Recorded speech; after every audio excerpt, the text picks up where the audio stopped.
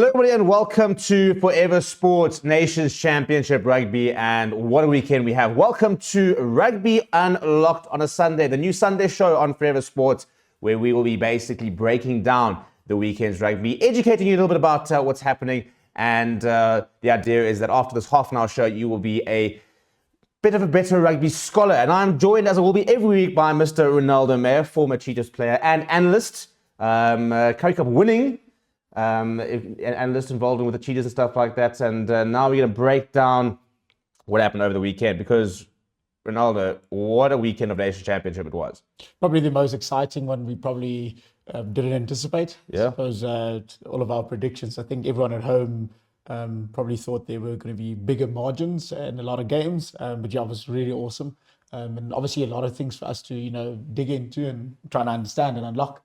Yeah, so basically, let's go through some of the results. So yep. It all started with New Zealand beating France 34 points to 32. I think the French were kicking themselves a little bit. There was a massive opportunity to get that first win on New Zealand's soil since, I think, 2009. I think positives for New Zealand to score sort of freely, and lots of people were saying that the nice thing about New Zealand, we'll kind of dive into it a little bit, was the fact that they looked like they had more ideas and had more solutions, I think, than maybe what they had a year ago. Yeah. So I suppose creativity is one of the things that New Zealand kind of lacked in the previous era before Dave Rennie kind of arrived. So a lot of people were saying there's, a lot of stagnant stuff, a lot of kicking that doesn't necessarily look like there's plans to it.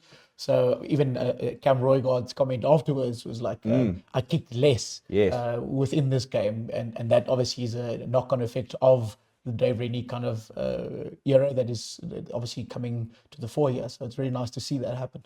And then we had Japan beating Italy 27 points to 10, but heartbreaking because I am an Italy admirer, but also always nice to see Japan doing well. But Eddie Jones seems to be getting that Japan team. Look, they had a university shooting a 10. Yeah. Wonderful result for Japan. Very interesting in terms of how they obviously structured their game. A lot of good turnover counters. They were really brutal at the breakdown. So I think Eddie's obviously done a lot of work with the players in that regard. A lot of obviously their foreign legions that have obviously come to the fray. So you've got a lot of those experts basically that have kind of joined the fray there. So very good for them, yeah. And then we had Australia versus Ireland. Ireland, I think, of a side that we saw very interesting during Six Nations, started off pretty poorly. By the end of it, we kind of started seeing a bit more of the Ireland of old. And I think we saw moments of Ireland, but I think what we've also seen is Australia have been bubbling under for a while. And they've almost, even during the British and Irish Lions series, they were almost there in that first test. And they definitely grown, and they've definitely got potential. But Carter Gordon yesterday looked like he completely changed that Australian side. And I think there's an Australian side there that's going to compete. Yeah, definitely. I think you're spot on with regard to the way in which they've obviously kind of undercooked themselves. And I say undercooked themselves because they've literally been their own worst enemy. I think under Joe, they've obviously been allowed to, at this point in time, have a bit more freedom. I think they've attacked a little bit more than they usually did. They did, however, kill their game by kicking unnecessarily in the last quarter, which is probably the reason why they lost that game against Ireland, because Ireland were a little bit more clinical in terms of finishing off certain set phases, as well as obviously taking the points when it was on offer. Yeah, look at Ben Donaldson on a different day. Could have won the game. I really liked the fact that he took it on, because Wilson came across and basically said, "Oh, should we go for the corner?" He said, "No, why would you do that? Let's go for the 3-point," which I think was the right. It was an ambitious call, but probably a right call. Then Wales. Well, Wales, they've not been much to celebrate, but 39 points to 24 against Fiji. And again, we mustn't think of Fiji as this kind of tier 2 nation. In the last 3-4 years, since the last World Cup, they are on the same kind of level as your Italy's, your Wales, and the likes of that. So it's a very positive step in the right direction for Wales. Yeah, if you look at the odds from my picks in the beginning of it, it was quite 50-50. So obviously the lineups obviously showed, a very good set of teams picked by both coaches. The unfortunate reality, I think, for Fiji is that they've struggled to string along or get a couple of good, set phases and obviously the set pieces. Wales obviously nudged them over in that regard, a bit more clinical, winning their lineouts, winning their scrums, having a lot of obviously kick counters. 50-22s were, I think there were 4 in that game. So, look at those types of build-ups that obviously has a big influence on the result at the end of the day. And then Ellis Park, South Africa, 45 points, 21. It's a big scoreline. I think the positive thing from a South Africa point of view is I think there's lots more gears the Boks need to hit. I think, line-out didn't really work. We didn't get the scrum dominance we're used to seeing. But despite that, I mean, we raced to an early lead. Positive, I think we looked really good off a couple of the set pieces. When they did function, we looked like we had some new ideas. I mean, off that first line-out, we almost scored off the first phase when Damian Williams was just short. Tactically an interesting game. I mean, I think we've definitely seen...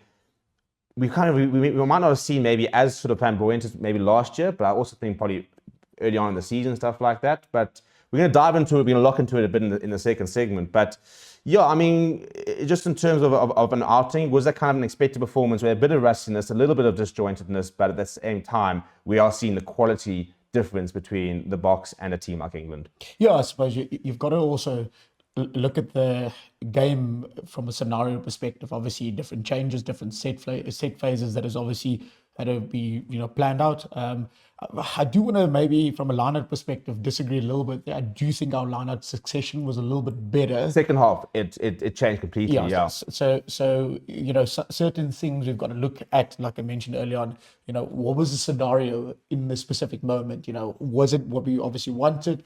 Did we execute? Why did we execute specific things? Why did we force certain things? So, obviously we'll dive into it a little bit deeper just now, but it was a phenomenal, I think, from a fan's perspective, phenomenal turnout, but also phenomenal showcase by the South African rugby team. And I also think from an English perspective, as much as they didn't, punch, heavily as they, spoke about beginning of the campaign, they actually also did all right. I think that last 10-15 minutes in the second in the first half was impressive by England.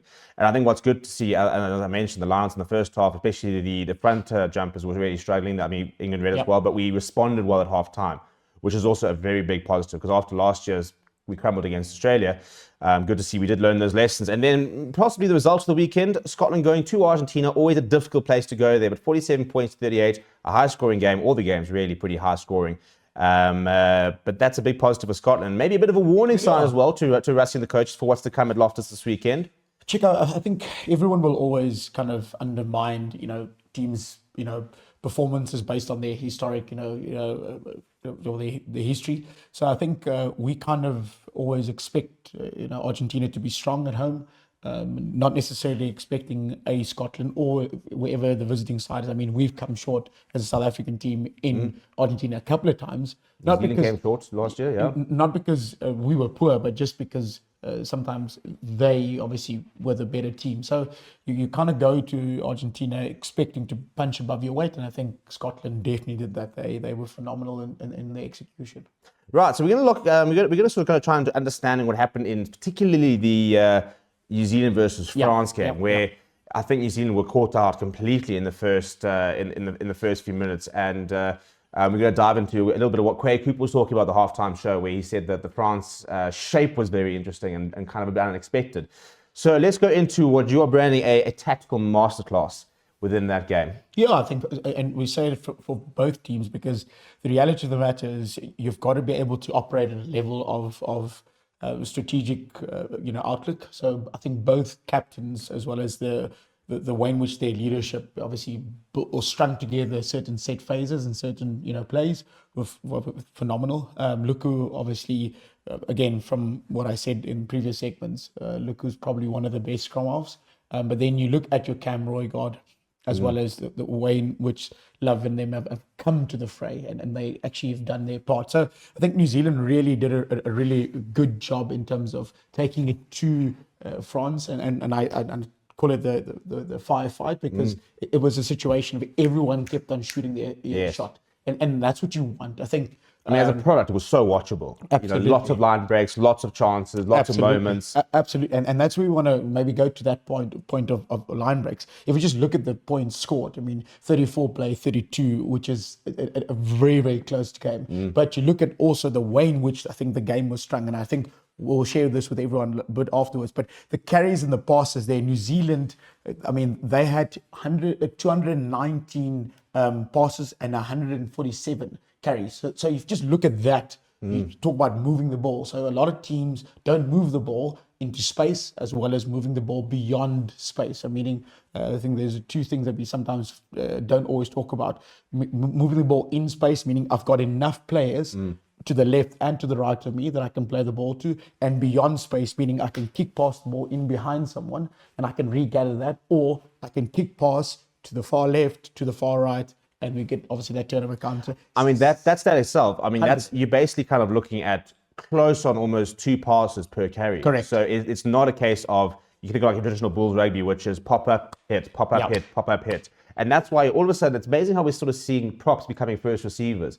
And, you know, you'll see the Ethan de Groot, and his full role there is, bang, all I have to do here is, my role is to take it and pop it up, and we can move it to the left. And then what happens is 507 meters post contact. So what that means is I would have passed the ball and I would have done an offload, but the ability to carry the ball beyond contact and then be able to have that continuity. So 507 for New Zealand, 479 for France. And you want to, the point I'm making there is that you've got a high impact collision for both sides, but beyond the point of contact. Yes, so you've so got lots of gain line success. 100% go. So that's the beauty of a game that you kind of expect in at this level to be renowned as a masterclass. So I think that's phenomenal. And we look at just from specific zones and what were the key factors in that regard. So we look at tactical decision making and players making decisions. So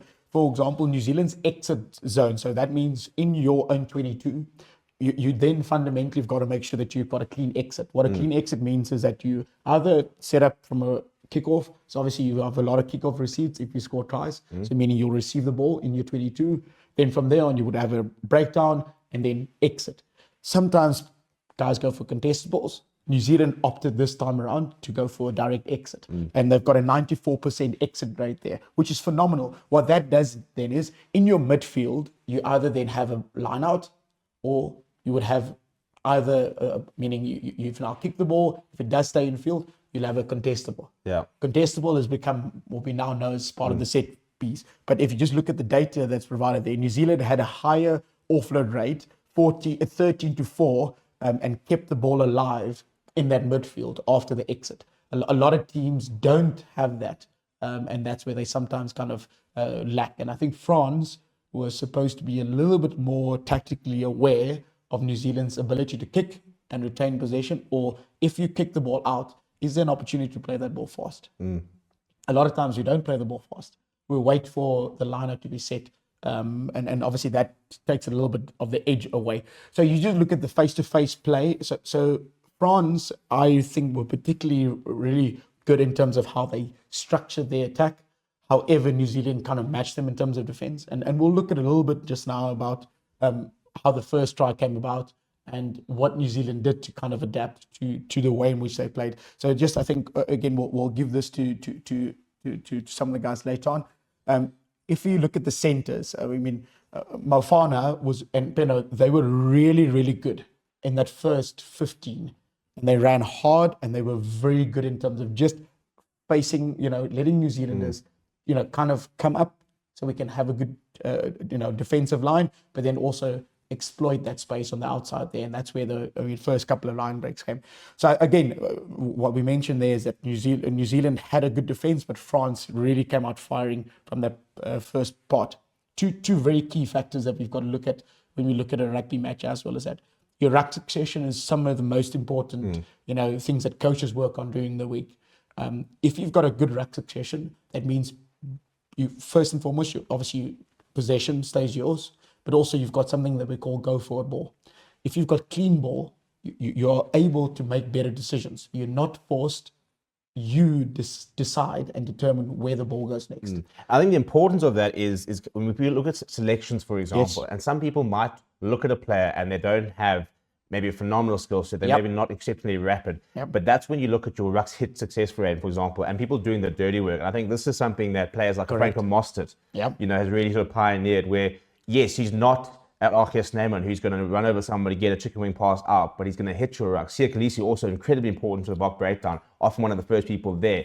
And that is where it unlocks that. So you've got to have your your people doing the dirty work to be able to ensure that you've got a 100% success rate. And I think a lot of that's going to be interesting to sort of see from a selection point of view where the All Blacks going. When you look at their back rowers, which are quite different to maybe what some people expected a year ago, for example, but looking at finding people that you can ensure that 100% success rate at the rucks to be able to provide that clean ball for Cam Roigard and then a Ruben Love and the likes of them.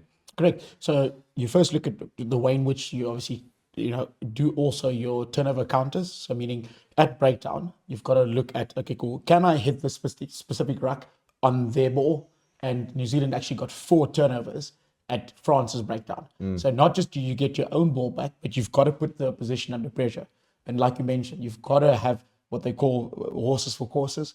You've got specific players that understand their role. Even like Damon Delendi, that's why we talk about him being an extra loose forward, inverted commas, because he hits a lot of rucks, both defensive and attacking rucks. Yeah. And I think that leads into what your succession obviously becomes. And New Zealand won, I think, in my opinion, and based on the information and data there, is because they were more clinical from a breakdown perspective, as well as their succession in terms of turnover ball. So if I can deprive you of possession, I can then obviously have that position and obviously work with it and obviously go score there. So again, like I said earlier on, I mean, there's the second part. So one is your rucks, then the second is your set piece. New Zealand's scrum dominance, phenomenal. They won 5 out of 5 scrums. And 81% of their lineouts. Obviously, if you win your lineouts, that means that you're able to, one, do a maul. A maul leads to what? If I go into a maul, I obviously have all of these 8 guys, depending on what the maul structure is. I've got these guys invested. I then attract backline players that are kind of sometimes nervous about it.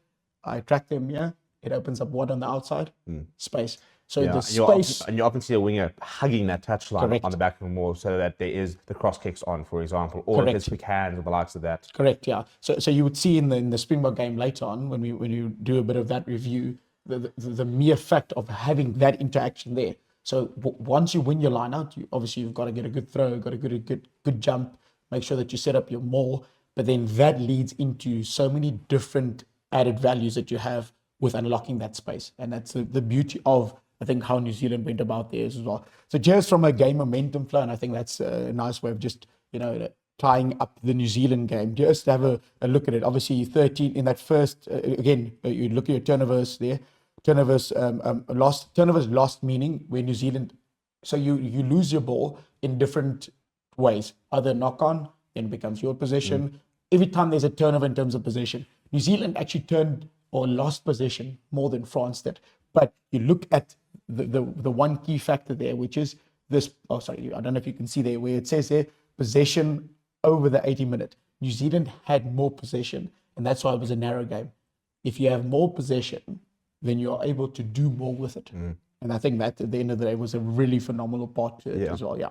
Let's just to wrap up. And for those watching, we are going to actually, this is going to be made available to all our members. So Renaldo's put together a very cool presentation, both on the New Zealand game as well as the Bok game. So join the members club and you'll be able to download these every week.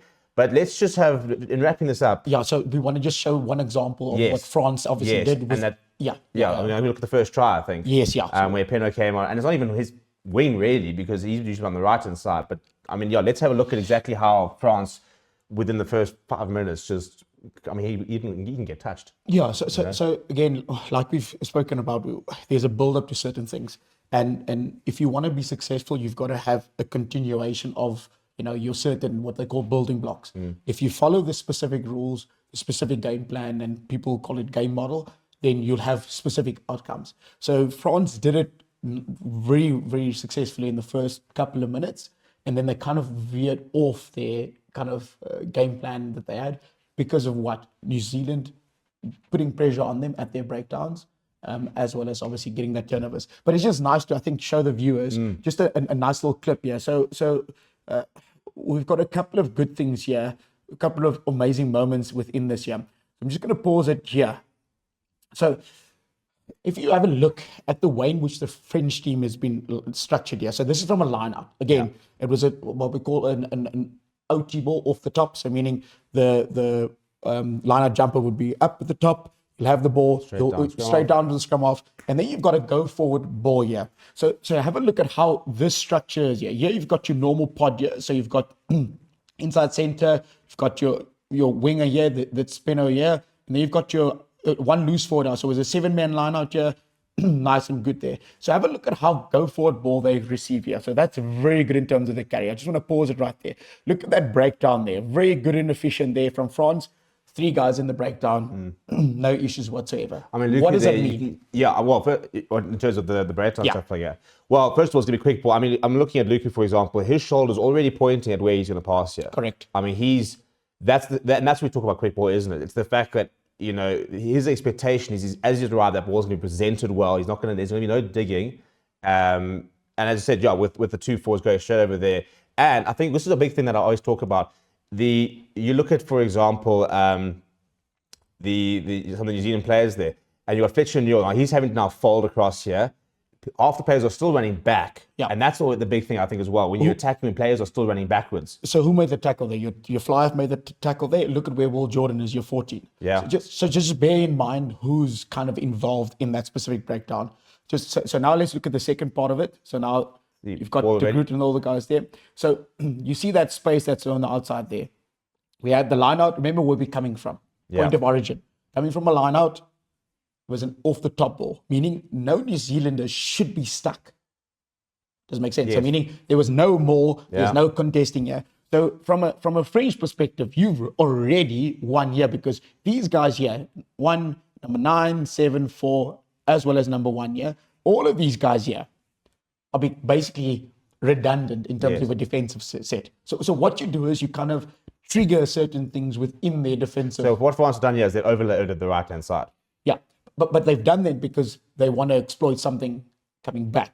So you kind of manipulate a defense system by showing them a picture so that they don't see the inverse. And we will see the inverse here. So look at how nice. So we talk about a screen. So have a look at where Luka plays the ball to. So there's Luka.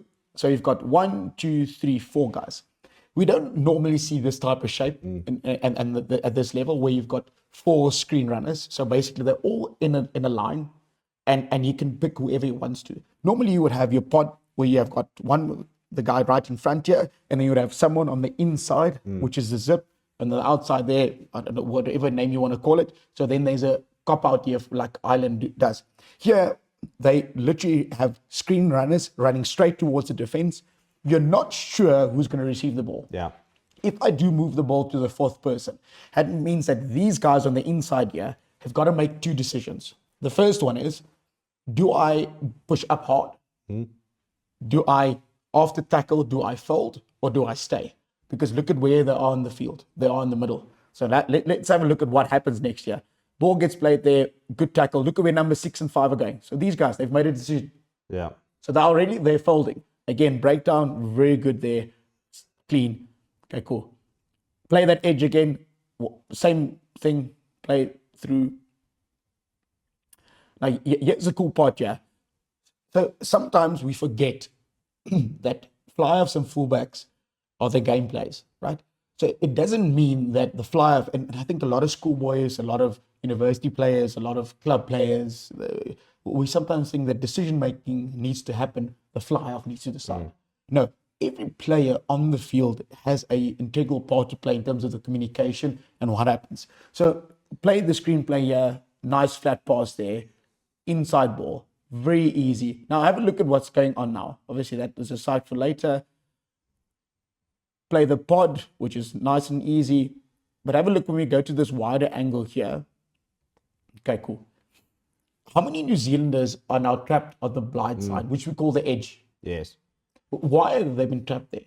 Because we kept on knocking on the edge, and we earlier showed a picture of we want to play same side. So now these guys here have overfolded because of one French player. Correct. And again, it's about the comms. Look at him; he still hugs that touchline because these guys don't know if there's going to be a reverse play here. It's beautiful to see how so the screenplay here again is the exact same. Do you see those guys there? Yeah. Just nice and easy out the back. So I think it's a very good example of just showing that your consistency in specific, scenarios matters. And I think if France kept on doing the same, it would have been a different result for them. New Zealand, however, adapted and they kind of backed off and didn't overfold. So it's a very good lesson, I think, for a lot of players to learn. If you, see that someone is exploiting specific space, try and recover, try and identify what was the different scenario, and then obviously change that. But that was phenomenal by France. Yeah. Just manipulate one space and the player's inability to obviously recognize. And you think that's all happened in the space of about 60 seconds. Correct. And this is why, we talk about players who've got that defensive reading, and that's their responsibility. And I think the box, for example, said that Francois Herb was a big part of that. Correct. And stuff like that. Yep. To be able to sort of identify, hang on, this could be on, for example, and being able to communicate that. Yep. So, no. we're going to sort of dive a bit more into it. And then I said, please do join the members club because you can get this full presentation. Correct, yep. But a very cool game to watch, very cool game to sort of pick apart. And if we had time, we'd do a lot more. Absolutely. But that was the first game. And let's get on to the Bok game and let's kind of lock in on exactly how the Boks beat England. South Africa 45, England 21, the perfect start for the Springboks in the Nations Championship. Rassie said that they weren't actually chasing the bonus point, but in his words said, shit, the other teams were picking up bonus points, and some very interesting performances across the Nations Championship, and we're seeing a very competitive New Zealand very quickly, a Wallaby side that's definitely progressing. And Renaldo, let's have a look at where this game in particular was sort of won and lost. I mean, we said that England would be our bigger test. I mean, Scotland maybe throwing out a bit of a statement. But I think a Bok performance where we looked a bit rusty in certain aspects, looked very good in other aspects, but in the end, just far too much quality across the park for England to really compete with. Yeah, I think you've got to look at the build-up in terms of this specific game. Obviously, England already having played a Six Nations campaign, so obviously they've had, the ability to test players against, quality opposition. South Africa, obviously, having one game against the Barbarians, different combinations we're trying out. So I think the explosive tempo that we started with was obviously in a clear indication that, we are here, we were keen. And obviously you've got England's mid-game fight back there. And obviously at the end, there was a late yellow card that obviously triggered, a bit of a collapse in the English kind of structure there. So I think, obviously an onset there. Obviously we had the late reshuffle, which was very intriguing. I think a lot of people, there was a hype about, okay, cool, why was obviously these players left out? And not necessarily, at least on the face of it, like replacements. You had Peter the toy shifting to the number 4. When he has played locked, he's worn the number 5 more than number 4. Yep. Paul de Villiers, versus Sia Khaleesi. Similar kind of roles, but also different players. Paul de Villiers more of a breakdown threat, and from a Jacqueline point of view versus a counter-attacking point of view, which is what Sia Khaleesi is good at. Cameron Harnacorn, a bit different to Peter the toy, also good breakdown threat, maybe not necessarily the kind of line-up threat that obviously Peter the toy is. But and then Benjay Stixon onto the bench also, so a bit of a, it wasn't quite a kind of, we just recycled the exact same players into kind of, to present the same kind of 23. Yeah, again, you've got to ask yourself the question, what is the mindset of a specific squad? The mindset is everyone obviously has got a role to play.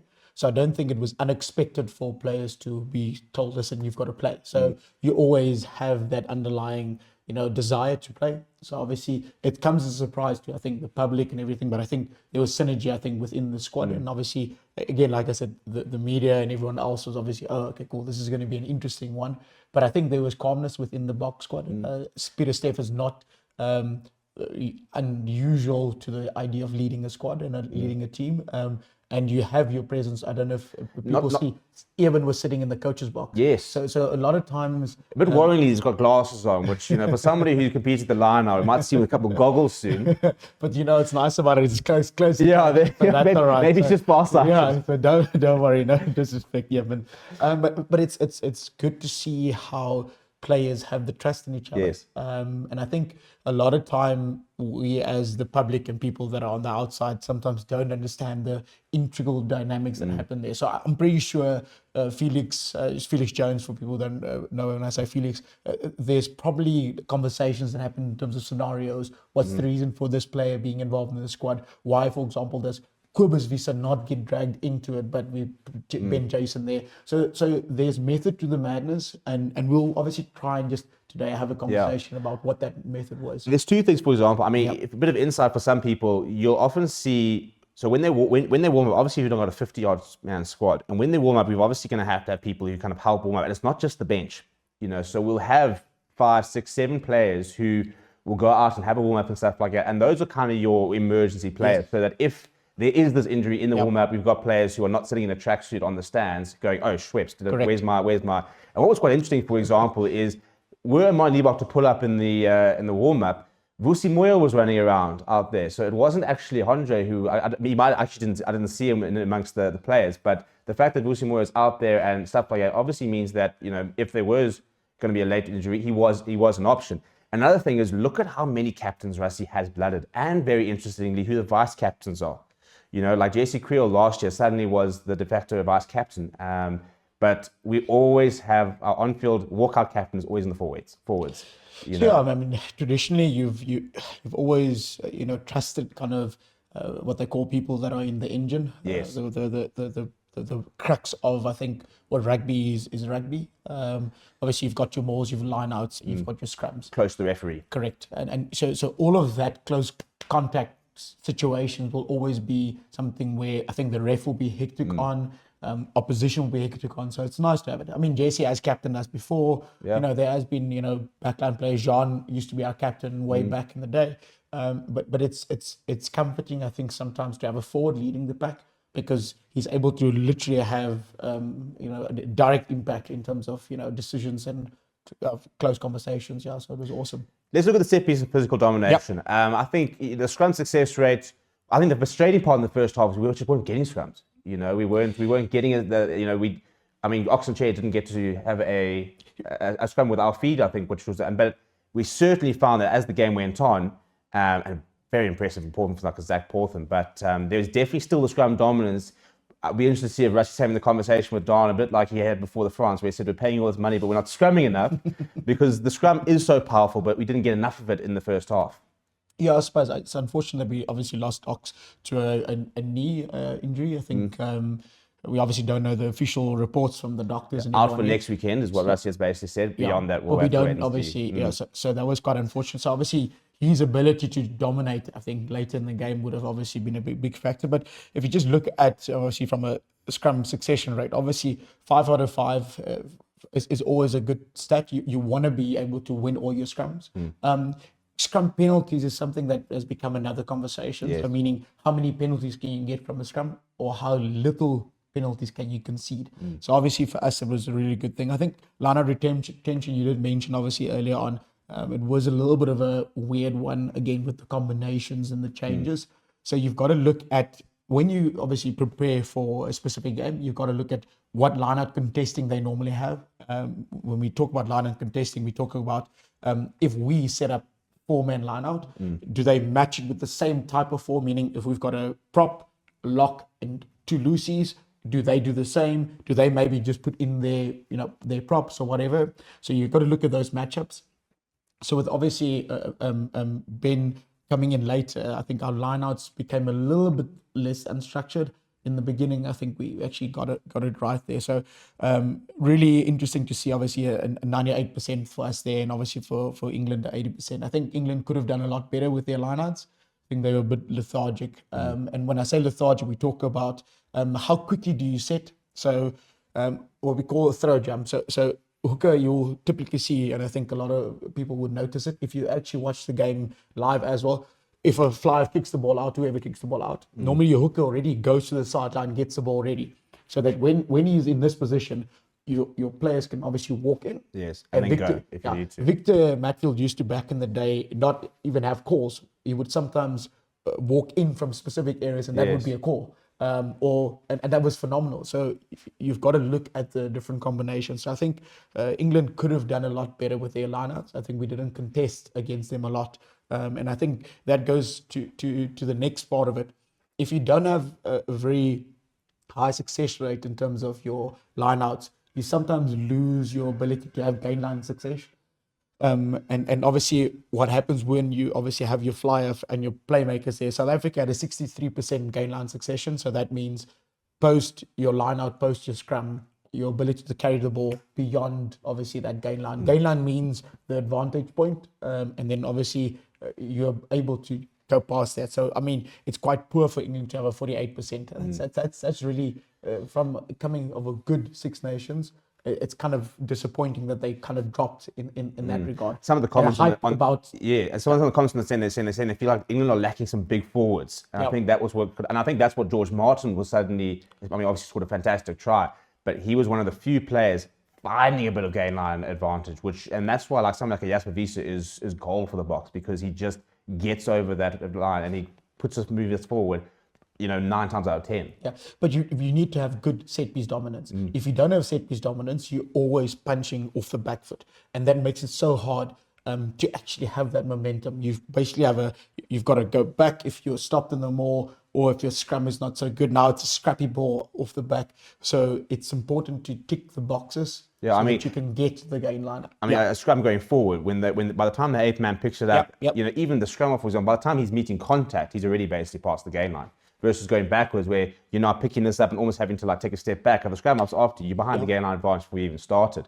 Your ruck speed also matters. Well, that's what I want to talk about, because obviously our ruck speed sitting there at I think 59%. Yes. Much lower than, for example, we saw the New Zealand ruck speed. And that's where we talk about the different sort of game plans and how we use that. Yeah, and obviously we kind of have a specific way in which we want to manipulate defense. Your ruck speed obviously allows you to attack a little bit better, identify specific areas, and we'll talk about it just now when we talk about where we kind of scored our tries. But again, our ruck speed was a lot faster than England and a lot slower than France and New Zealand, for example, in the previous one. So it's a very, very interesting thing. And this is what I think, just before we go into it talks about how we've dominated England, France has edged, New Zealand edged to France, but the metrics sort of change. Obviously, the theme is generally when you're better on metrics, you generally win the game. Correct. But it's interesting to see that we had a slow ruck speed in comparison to them, England even slower than us, for example. But it also shows you that, there are several ways to skin a cat type of thing. That there are so many different ways to play. Because at the end of the day, we look at, yes, rugby's got so many of the same kind of core principles. But it's so interesting to see how even, now there's so many different ways that you can play. And rugby's evolving so much in terms of how you can also change up those sort of things. And I think that's an interesting part of how the Boks select their teams and likes that is to be able to now sort of tweak the game plan whilst sticking to some core fundamental principles. Yeah, your personnel matters. So obviously, when we talk about personnel, we talk about the players and the reason for them obviously being involved. I think you also have to look at where your rucks take place. We'll show that stat to people in the bit of a better segment. But depending on what type of gameplay is unfolding in front of you, you'll respond to that. New Zealand, France had a very high retention rate in terms of their breakdowns, succession rate, quick ball. South Africa, a little bit lower, but because we were trying to manipulate specific things. Damien Willems in the first 10 minutes had to literally contest for 6 high balls. That means, and we're going to talk about that quickly, the goal kicking or the kicking performances later on, but also Finn Smith, for example, kicked a lot more than we, for example, kicked at South Africa. They kicked more because they knew they didn't have good go-forward ball. So again, it's the knock-on effect. Your set piece is not working as good as it's supposed to. You've got to find a different way to manipulate space. How do you do that? Trying to kick the ball to get it back. So we then obviously kind of had to dominate that area of the game as well. So it's very interesting to see how South Africa and New Zealand won both of their games, but like you said, different ways in which they've done it, but fundamental principles. Win your set piece, make sure that you've got gain line dominance, and at the end of the day, take your points when it's on offer, which is very, very important. Yeah. Cool. So let's go into sort of exactly where were some of the big ones. Obviously, you're talking about the disciplinary issues and defending with 13 men is always going to be a bit of a problem. Yeah. So you've got to look at that. The reason why we're saying we've got to look at that is because it has an impact on how you as a team first obviously defend, as well as what does the referee see when you keep on infringing. So meaning if a referee sees you, being kind of ill-disciplined, you're not listening to his comms, you're not listening to the information, they kind of, and it's a bad way of saying they kind of blow against you, but they kind of do, what they do is, you show me this picture, I'm going to penalize you. And again, for them, those were critical yellow cards. They shouldn't have conceded, those penalties, and obviously had those yellow cards. So I think that was a very big part of their collapse as an English team. I think South Africa kind of had a nice momentum shift, and that's why if you look at the entire game holistically, look at the 80-minute, look at the swings there, and look at you can see the start, you can see the England call back, and then you can see at the end it just all falls apart. You get what I'm saying, and you can see there we've obviously marked specific things there in terms of what is really awesome there. So look at how, again, we spoke about our ruck retention right at the top there, 17-0. That is for the start of the game, that is unheard of. Where a fast start and it's so good, and obviously we kind of went into a bit of a dip there, specifically because I think England started realizing, okay, cool, we've got to get our discipline back, and then obviously this the dominant. And I think this has been a major work on the Boks. We saw it last year because we went back to 2024, and where we characteristically started badly, and we had to come back the entire time, and that was where the bomb squad was really becoming such a big tool for us, because it was basically, as long as we're within 7-10 now. Last year, we kind of saw a bit of the opposite. We would race ahead, and then it was a case of, now, can we sustain this? We saw it against Wallabies. And I'm hoping that now we kind of see a bit of a mix between the two, where we can start strong, weather the bit of a storm we can, but make sure that we can finish on a high level as well. So from a SNC perspective, strength and conditioning, you've got to look at also how your players are able to play the entire 80. And obviously bring on your different, what they call bomb squads for your replacements. England had those guys that came in, but it just seemed like they weren't firing at full cylinders. But our guys kind of fired at full cylinders. So compliments to, I think, the South African backroom staff for making sure the players that come onto the pitch are not just switched on mentally, but physically. They could match the physicality that the English brought towards that, end of the first half into the second half, and then complete it by actually annihilating them, which is phenomenal. And I think also we're seeing a big part of the analysis going into who gets subbed.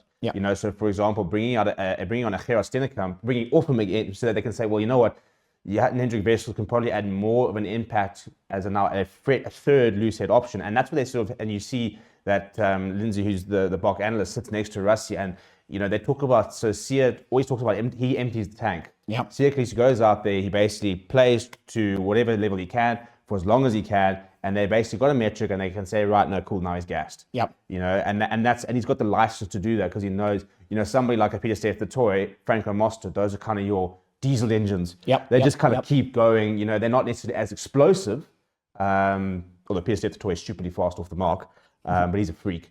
But you've got players who can kind of sustain that vertical commas, and also I think it's the license to be able to sit there saying, I don't have to worry about playing 80 minutes. I'm not worrying about, let me try and jog here to think. No, it's boom, boom, boom, boom. And then they kind of track, right, these players are kind of, this is dropping off for these players. And you can see a bit of fatigue, right, cool. And I think that's where the multi-positions thing comes in. Because now yesterday you can look and say, well, we don't have to worry about Damien and JC, they're fine. If Damien's performance is dropping, Andre stays and goes into inside center, that's easy. If Jesse Creel's struggling, Kenny Moody comes on outside center, easy. And I think that's the real genius of this, is the fact that they can measure who's struggling and who needs to kind of be at, not just from a performance in terms of they're making a tackle, stuff like that, but as you said, from an impact point of view, cool, we need to find more impact in the scrum. Cool, we can put on a third loose head for the game.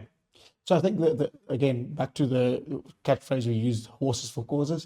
You've got to understand players' ability and what the reason is for them being on the field, and their actions matter. So every single thing is measured. So when you, for example, have your Gertley Orens, not just does he score tries, but he makes his tackles, he has his rucks, and he obviously is phenomenal in terms of just understanding the kicking game. But then you've got your Ben Jason Dixon that also understands his role. I've got to make my rucks, I've got to make sure I make my tackles, got to be there when I have to contest in terms of, say there's a line out, I've got to contest in the line out. So you've got to have specific roles, but you also have to understand your functionality within it. And I think we'll look at a couple of clips just now, and just play through it and just see, the impact of it. But players stood out because of their continuous just succession rate in terms of completing the battles. Yeah, and that's why we can have a Wilco Low and a Zach Porthen in the same squad. Yes. Completely chalk and cheese different type of players in the same position. Yep. And Zach Porthen, I just shut up. My goodness, just that run, for example, you had, and he threw a poke of foot jump to the side, stuff like that. But how excited to have somebody like that? And then you think, but if it's a horse game scrum battle, you deploy a Wilco Low with the center of the thighs. It's very interesting to see that the dynamics of the squad, because we don't just have three of this type of tight heads. We've got so much difference within each position as well. Correct. I mean, Ox's line break in the beginning as well. So Osterrand reborn, who's this hero, but it's just threw me straight back to the Os in the Cheetahs jersey. Unfortunately, he couldn't go score. I remember him playing against the Jaguares way back, and he scored a nice try. Yes, down the left hand side. Down the left hand side. So you've got to have just the context as to these players are allowed to, and I think in warm-ups and in post-contact stuff, you guys see this a lot in training sessions, but players are allowed to express themselves and they're never scared of having a go and playing with it. And I think when we look at the video as well, we'll just see how we just had a go. We just kept on playing, which is a phenomenal thing. I just love the fact that Ox just pinned his ears back. There was no thought of anybody else. He was like, no, I'm going for this. Next time, Ox, I don't think we would have seen bigger celebrations than if he had gone all the way. Let's have a look at some clips here, Ren, and see what we're looking for. So we want to go, So 2 minutes into the game, we've just... So this is on the back of that first set play. I think it's Damien Willems to get short here. Correct, yeah. So we get short here, but we've obviously built good momentum. What we want to show here is just again, back to the conversation we had earlier on, manipulating space. So you attract players into a specific area.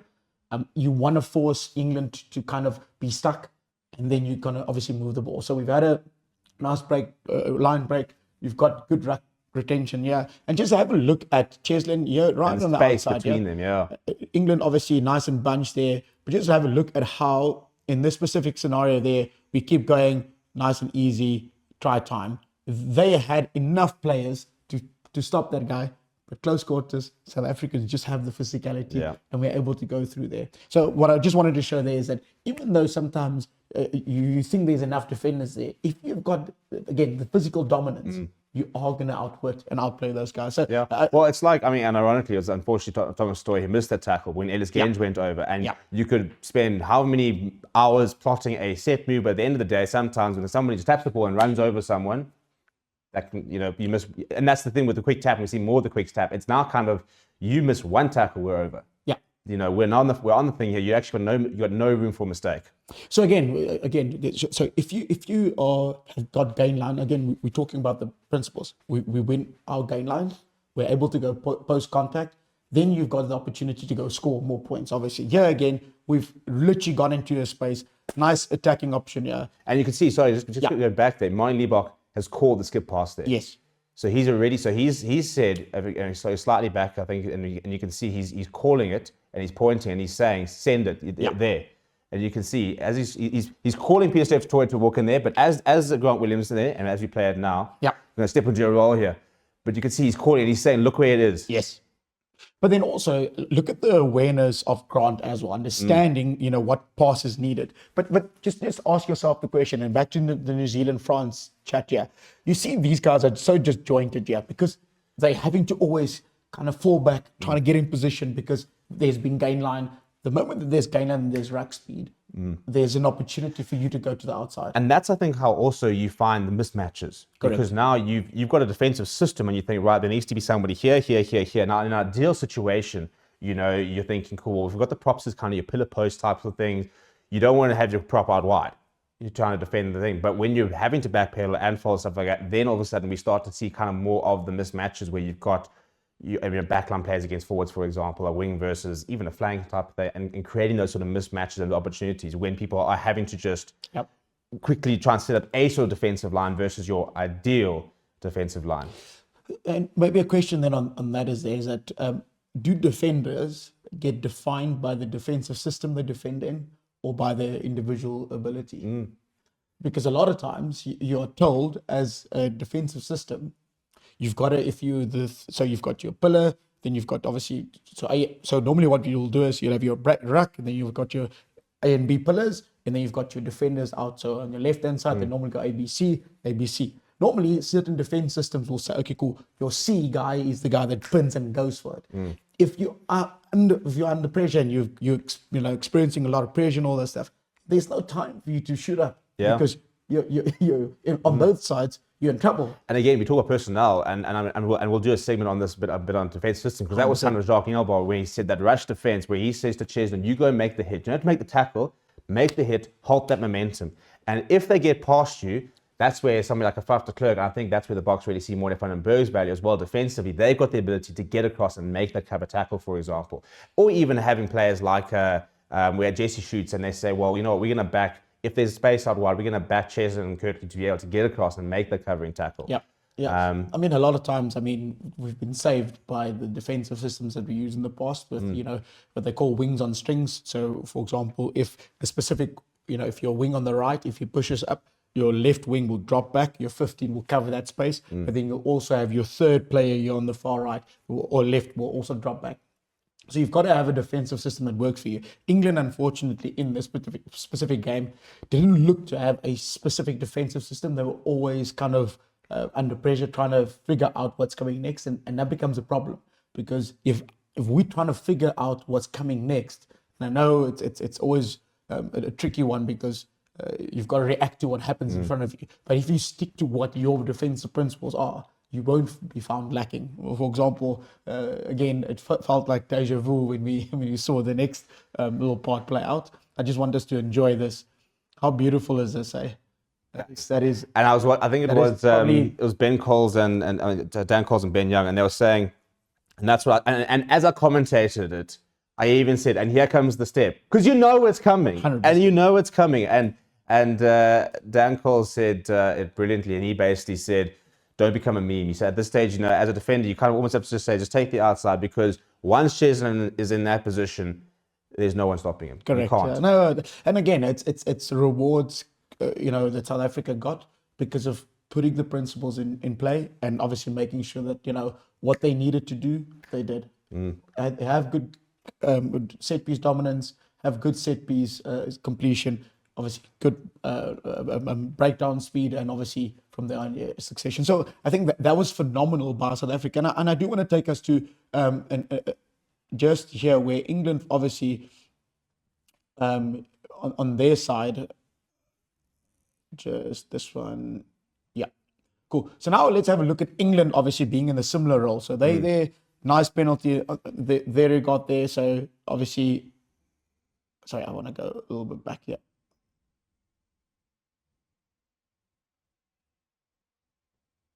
Yeah, right, yeah. Good dominance there by England, nice and hard. They want to try and go quick here. Penalty to England. Sorry, I think it was, it was a little bit forward. So yeah, England attacking nicely. Their opportunity to now obviously go nice and hard. Very good, strong running here.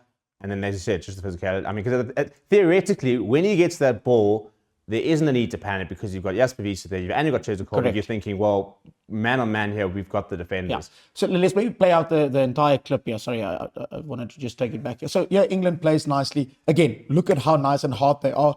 Good ruck retention there. Brilliant opportunity for them to just, you know, build over. Again, look at how, again, this is interesting. But also, I mean, going back, I mean, and he does, I mean, he puts Jasper Wiese on the floor, but also Jasper Wiese is having to come across to cover. So he's not well set. And I think that's the big thing, is that they've created that space out wide.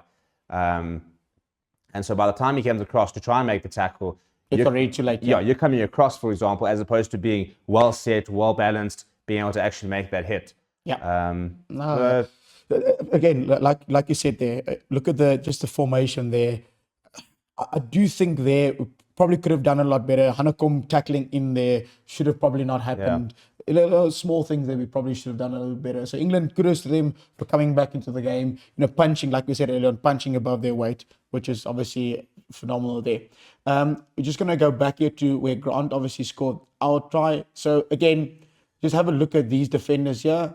So you've got again, all of these guys are what we call this is ball watching. So they're not watching the threats first and foremost. And then only at the last moment do they actually realize, oh, I don't know if you saw there, them looking up. Only at the last moment they realize, actually, Grant is a very big threat. So what you normally do is, actually, I'll show you just on the board. You've got your pillar defender, which is Curry. But look at how far your B defender is. Your B defender cannot be that far away. Yeah. If they're that far away, that always leaves that inside gap there for a scrum half. So if you're an up-and-coming emerging scrum half or player looking at it, always identify what they call a sniper space. Yes. Always identify. And I mean, Roy God also sent the face with sausages where, I mean, it's one of those things, as a defender, you rush up going, where's the, Correct. He also said same kind of thing with this try that he took. Correct. So the question, again, back to what we asked earlier on, why does that happen in a defensive system? It happens because you've been put under pressure, K9 is against you, the attackers are just coming all over the place. So as a good attacking side, you've got to also take your moments and just execute on it. So I think that was phenomenal by Grant. Obviously, I mean, he doesn't need 2 invites to go score these tries, which is it's phenomenal. I think the next clip that will pop up here is, I'll just go a little bit here. Our next one, Damien, good ball carry, offloads. Do you see how good that is? That is just phenomenal by South Africa. The ability in close contact positions, get the ball, pass, execute. It's really back to what we said earlier on in the game, or in our conversation as well. France did it exceptionally well against New Zealand. England kind of struggled to have those ability to attack the line, able to move the ball, and obviously exploit the space on the outside. Yeah, I think there's been a noted push within the block environment to up the skill set, and I think that we've seen lots of people sort of coming in, but a big thing we know, especially in the World Cup, even when they're waiting around or something like that, you'll always see that there's a ball around, and I think a lot of that is just making sure that these guys are popping passes around, or it's just that ball skills which come from, and I mean, people, we all, you throw a ball up and down in your room, for example, but creating that sort of ball skills. And I think it's been a high focus on raising the ball skills ability of South African players. And I also think that's why a lot of the youngster players are coming through quite quickly, because we're seeing at a school level, the skill sets of players are on a different level. And it's actually interesting. You look at coaching staff, and I think the Bulls had one, and basically their core purpose was a skills coach. Literally, your job is to improve the hands of the props, for example, the handling, the soft hands, and just the small skill sets. Yes, you obviously got to tackle and run and ruck and kick and the likes of that, but just being able to have a Malcolm Marx who can bang, type of thing. Having a prop he's got the skill set to be able to, soft. And that's, I mean, Rusty even spoke about Asanasi. He said, obviously he's a big player, he says, but they really enjoy his soft skills. He's got good hands. He's got good awareness of the space and the likes of that. And by the time you start adding that kind of, if you go back 20 years ago, it was kind of the thinking was forwards, no, I must run forward. That's kind of it. And now you're seeing props, hookers, the likes of that, who can identify space, you can send out decent passes, and it just adds so many more dimensions to your game. Absolutely. And I think a point that we made earlier on is that, players, get selected based on their ability to fulfill the role of that specific, coach and that, game model. South Africa has got players that can fill into the different game models that we have. And again, we can fulfill all of the desired outcomes. And I think a lot of teams are struggling to get that outcomes. And that's why Rassi speaks about the fact that, the number on the jersey is almost becoming arbitrary. Yes. He says at the end of the day, and that's why, you can have and that's why I mentioned, you can have a Jasper Wiese at 8 versus an Evan Roos at 8, completely different players. But if you're going to have a Jasper at 8, you have to have potentially maybe, you can have somebody different at 7. If you have Evan at 8, you're now thinking, right, cool, we need somebody else to do this job. And as you said, it's about fulfilling, you've got kind of a checklist, right, we need to fulfill these roles versus, well, here's the player and this is his role. Here's the player and this, here's the position and his role. Now it's right, these are the roles, this is what we have to tick off. And how do we get the best combination of players to tick all that off, type of thing. Yeah, and again, back to a point that you made earlier on Rassi's comment saying that we didn't focus on bonus points. Remember, sometimes, the guys would mention certain things, but South Africa is there to go win test matches. That's the reality of the matter. So whatever we're just talking context now, and north, south and all that stuff. At the end of the day, if you win your games, you'll still be, successful. And that's the reality of a rugby game. So for us, we like to throw that little one loss into a World Cup cycle just to prove that we can lose and still win. Let's have a look at one last clip here and to wrap this up. 100%. Final player, just again, and just have a look at from a scrum perspective. Again, the guys fulfilling their role. Look at the guys nice and easy, not easy, but look at that nice and strong there, good scrum completion. They probably should have gotten a penalty earlier there. We do have the advantage in that regard. I mean, just going back before you press play, I mean, look at, as we mentioned, in terms of going backwards, and if we look at that scrum, by the time it finishes, you've got how many English players who are on the ground and stuff like that, and now you're defending with fewer players, for example, and especially if your flanks, for example, are nullified. Who are your often your first line of defense off the back of a scrum. Yeah, and again, so back to the point we made about England losing players in specific, this is when they had the yellow card. So again, under pressure, because of lack of discipline, lack of understanding, contextually what you need to do as a team to win this game, they were in it. They were fine, but this was just the final nail in their coffin. And yeah, just phenomenal to see the guys pushing hard and fighting to the very end. Again, Jasper, hard running, just brilliant there, and obviously Ben getting over there in the end, just nice and solid, never finishing. There we go. And you're not here, still dragging him through. Franklin must have reborn that, man. The proper engine, not necessarily the biggest guy, but engine, work rate. Absolutely. Brilliant player. Again, yeah, so that was obviously just our launch origins. Again, tries that were scored, Thomas, Courtney, Grant, Jesse, obviously Marks as well as Dixon, but obviously Cheslin also phenomenal part of our plate. Yeah, it was an amazing one. It was an amazing one. Yeah. So again, if you want to see more information about the things and looking at the kind of the presentation, it is available for our members. So go and join the members club right now. Link in the description, and you can get access to what Renaldo's going to do. Renaldo, very interesting game. Interesting to see how the box evolved that. But the main thing I think is the box looking very positive, looking very comfortable in the way that they attack, and we'll obviously continue to break this down over the next however many weeks and the box are playing. But that has been locking in onto the box, and stick around now for the education segment of the game, where we get to try and teach different aspects of rugby, so that you can become a bit of a better rugby viewer and cover a little pub chats next time you're sitting there in the pub and you've got a beer in hand. You can maybe throw a bit of wisdom out there, which maybe your mates might not know. So stick around for more. Right, welcome to the tactics board here on Rugby Unlocked, and this is going to basically be an educational segment where we're going to try and sort of talk through a specific area, or even going into even more specifics within an area, and kind of basically try and help people understand. So Ren, today we're going to be talking about the kicking game. Yeah. Which is very contentious because everyone always talks about stop kicking the ball, and there's always, I think, at the moment a bit of a negative association towards kicking, and people almost sort of feel that you kick because you've got no ideas, and kind of like nothing else is happening. So I think let's try and basically show people why we kick, and maybe sort of, discredit the idea that that's basically only when people are out of ideas. So why do teams kick? What is the purpose? What is the gain? And where do we kick, and why do we kick? 100%. Now, I think for all of you guys watching and obviously reviewing this, I'll be digging just a little bit into historic information, as well as just looking at what current trends are obviously being used by a lot of professional teams, as well as amateur, as well as schoolboy teams. So this is just information that's publicly known, as well as obviously just my take on it. So Steve, maybe if we get into that, to answer your question, and obviously what the viewers obviously would like to know is, what's the point of a kick? And so we kind of, I kind of just narrow it down to kind of three most important concepts. So when we look at the kicking game, you ideally want to kick one to retain possession, and those types of kicks will typically be in form of your box kick or your contestable kick.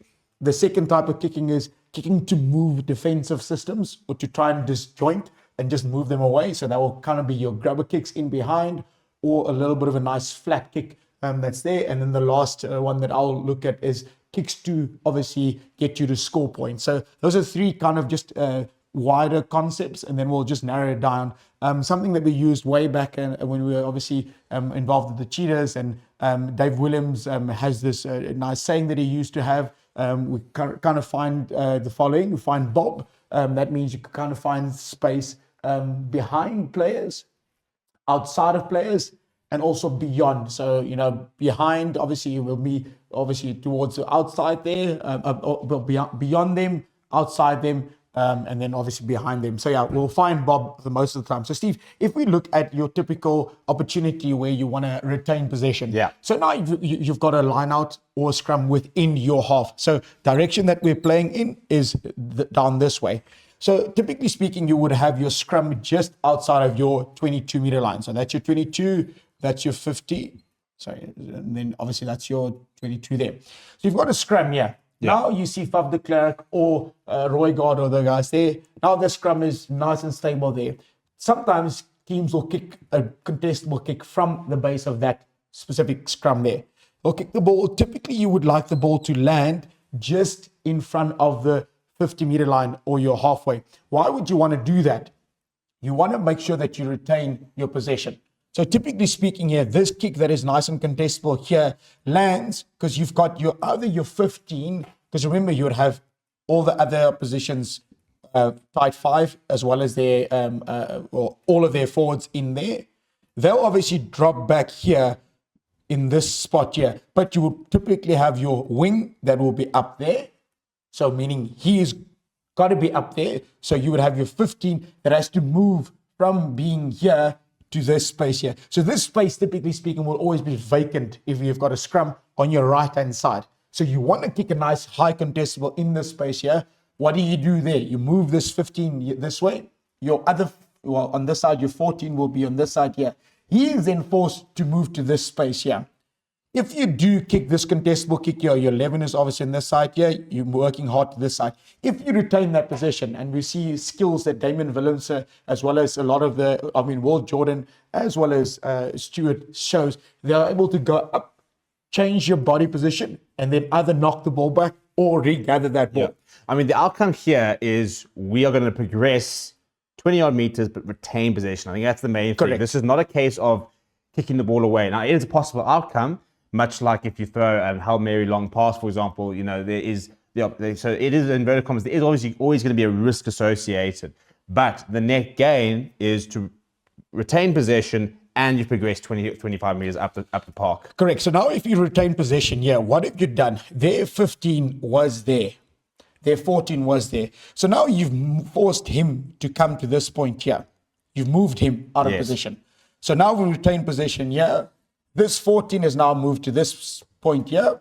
Then you've got all of this space to attack into on that side here. So what will happen is, typically speaking, you'll have your back line and all of your forwards that were there all attacking into this position. So that's, And is that why you often will see, for example, the cross kick will often come here? Correct. Because now you've moved your 14 over there. If your 14's hug the touchline over here, if you're on your first phase, look for the cross kick. Now you're kicking into this space over here, which is vacant. Correct. Yeah.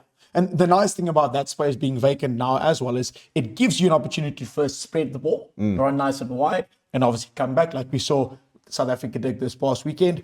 Or again, you can attack into this channel here or into the middle. So that is just from a normal, just box kick, contestable kick. Normally you would see Mani turning his body, kicking the ball up nice and high. That is to try and retain possession. And again, the conversation there becomes we retain so we can put a defense system under pressure. And now we go to the next part, to change defensive patterns.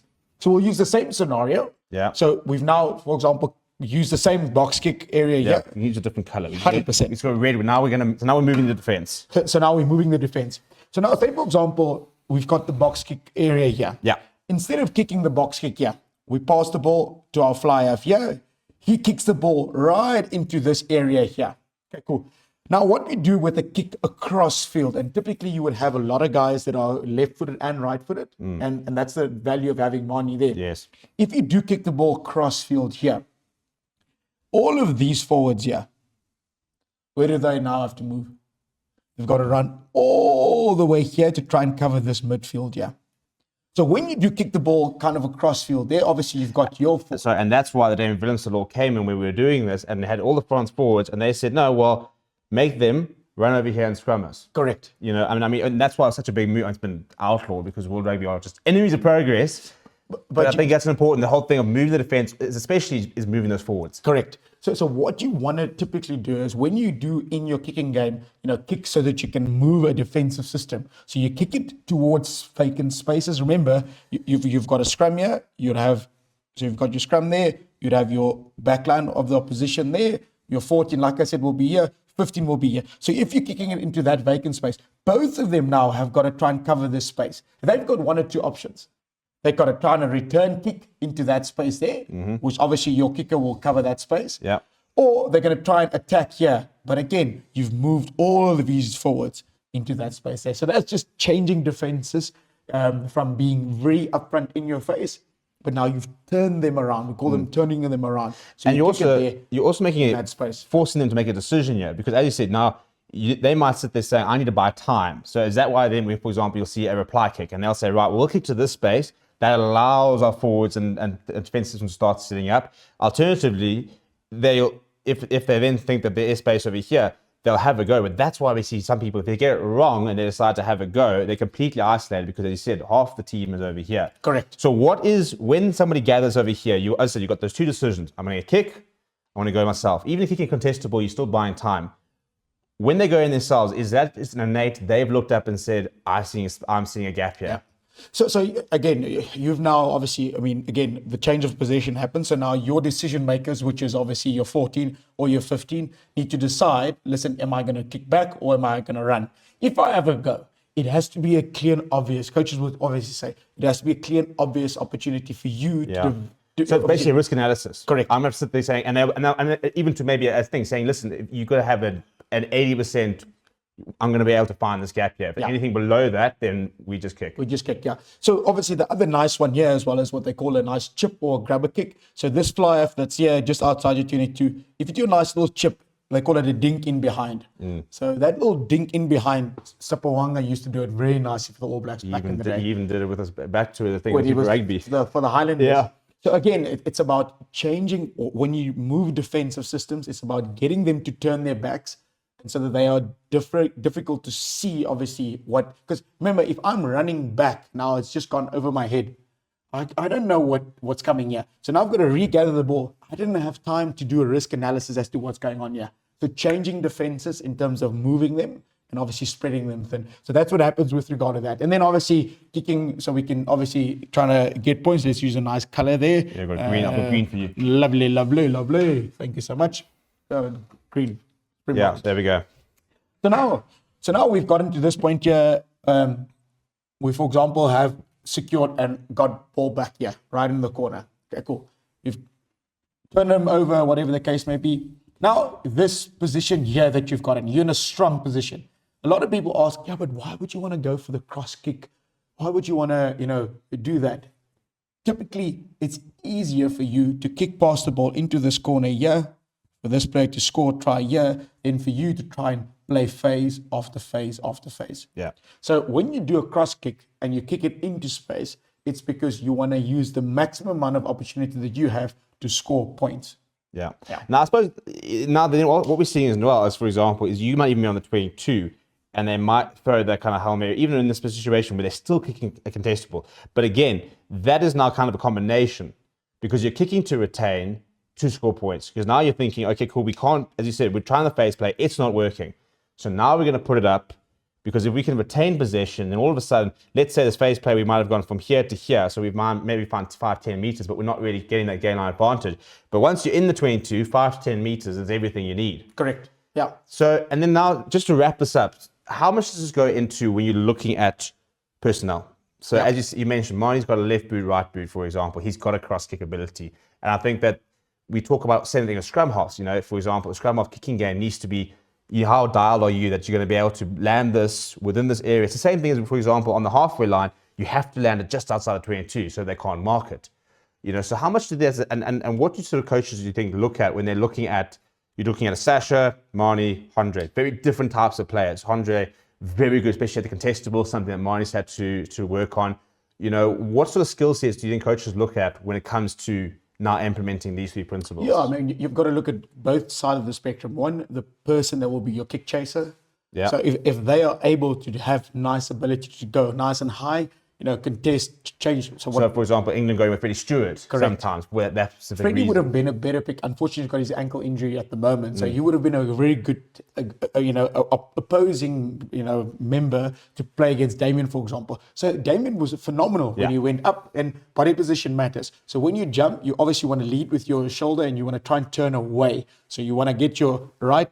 If you are right hand dominant, you want to try and go as nice and high, turn your body away from opposition, and then try and knock the ball back towards your. And that also takes them out of the contest because if you can get ahead of them, inverted commas, then they're pushing in front of the back. They're not going to be able to catch. Absolutely. So one, if you do kick, you've got to have a very good opportunity in terms of retaining it by someone that knows how to jump in the air, and also your players that are going with your. Yeah, the old saying, kick's only good as a chase. 100%. So that's one part. So when selection happens, you look at, okay, cool, who do we have from a winger perspective to actually go get that ball and retain it? So obviously that matters. Your kickers then obviously become a little bit of an easier pick because depending on who I have on the wings or on the outside channels, I'm able to have like a Andre that can kick long, contestable, Mani that obviously is very specialized in terms of tactical kicking.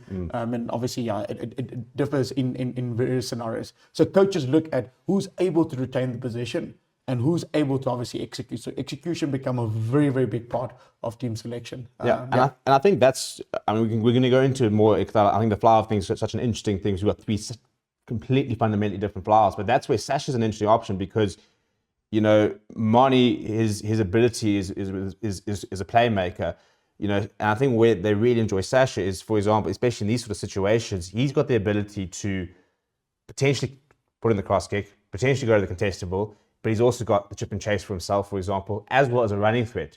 So when this ball goes to Andre Pollard, for example, you're thinking that this ball's going up over here. If it's going to him or else going to space, Mani probably quite similar. Sasha, for example, is that uncertainty because now could he kick there? Could he kick there? Could he chip and chase?